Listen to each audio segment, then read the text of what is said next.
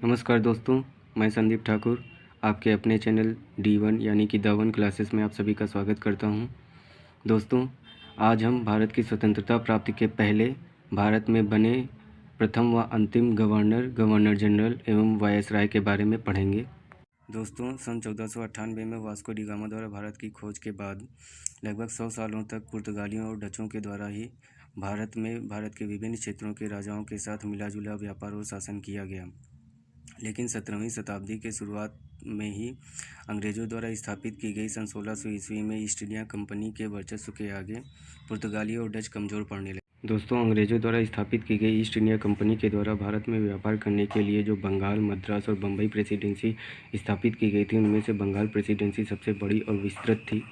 इसीलिए जब ब्रिटिश संसद को लगा कि भारत के व्यापार पर ब्रिटिश ईस्ट इंडिया कंपनी का पूरी तरह से नियंत्रण स्थापित हो गया है, तो उन्होंने इसको सिस्टमेटिकली रेगुलेट करने के लिए बंगाल में गवर्नर की नियुक्ति की।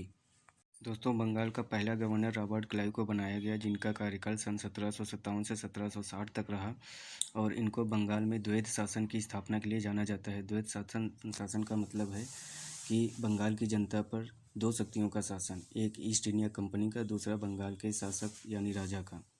दोस्तों, सन 1774 में रेगुलेटिंग एक्ट के तहत बंगाल से गवर्नर का पद समाप्त कर दिया गया और उसके स्थान पर गवर्नर जनरल का पद लाया गया।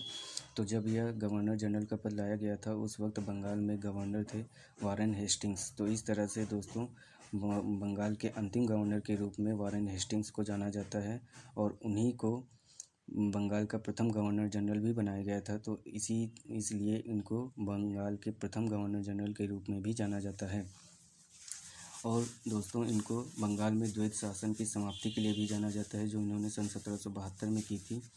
और इन्हीं के शासनकाल के दरमियान सन 1774 में रेगुलेटिंग एक्ट के तहत कलकत्ता में उच्चतम न्यायालय की स्थापना भी की गई थी। दोस्तों, 1833 के चार्टर एक्ट के तहत बंगाल के गवर्नर जनरल के पद को भी समाप्त कर दिया गया और उसके स्थान पर बंगाल के गवर्नर जनरल को भारत का गवर्नर जनरल बना दिया गया।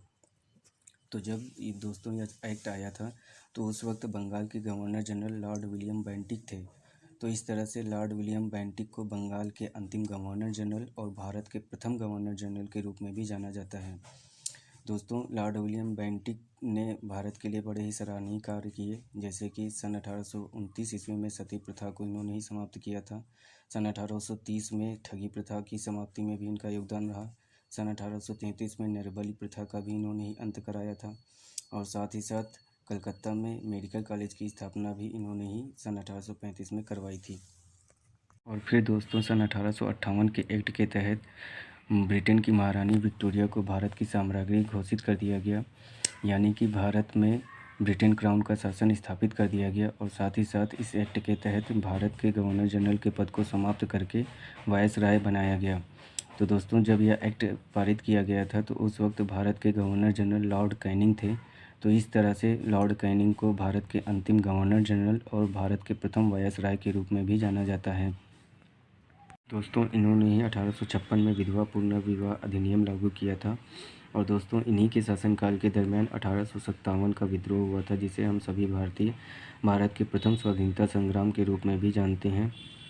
और दोस्तों, इन्हीं के शासनकाल के दरमियान बम्बई, मद्रास और कलकत्ता में विश्वविद्यालयों की स्थापना की गई थी। और साथ ही साथ 1861 के भारतीय उच्च न्यायालय अधिनियम के तहत बम्बई, मद्रास और कलकत्ता में एक एक उच्च न्यायालय की भी स्थापना इन्हीं के शासनकाल के दरमियान की गई थी। और इसके बाद दोस्तों, 15 अगस्त सन 1947 को हमारा भारत देश आज़ाद हो गया था और भारत से अंग्रेज़ों का शासन ख़त्म हो चुका था। तो भारत की स्वतंत्रता के समय भारत के वायसराय लॉर्ड माउंटबेटन थे। तो इस तरह से दोस्तों, लॉर्ड माउंटबेटन को भारत के अंतिम वायसराय के रूप में जाना जाता है। हालांकि दोस्तों, लॉर्ड माउंटबेटन भारत की स्वतंत्रता के बाद भी भारत के वायसराय बने रहे सन 1948 तक। और इनके बाद भारत के ही चक्रवर्ती राजगोपालाचारी को भारत के संविधान लागू होने तक सन 1950 तक भारत का वायसराय बनाया गया। तो दोस्तों, कैसा रहा मेरा आज का ये वीडियो।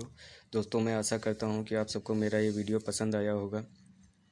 अगर दोस्तों आप सबको मेरा ये वीडियो पसंद आया है तो इसे प्लीज़ लाइक कर दें, ताकि मुझे मोटिवेशन मिलता रहे और मैं आप सबके लिए इसी तरह से आगे भी ज्ञानवर्धक वीडियो लाता रहूं। और दोस्तों, अगर आप मेरे चैनल पर पहली बार आए हैं तो इसे प्लीज़ सब्सक्राइब कर दें, साथ ही साथ बेल आइकन को भी प्रेस कर दें ताकि मेरे द्वारा डाली गई नेक्स्ट वीडियो की नोटिफिकेशन आपको तुरंत मिल जाए। थैंक यू दोस्तों, धन्यवाद।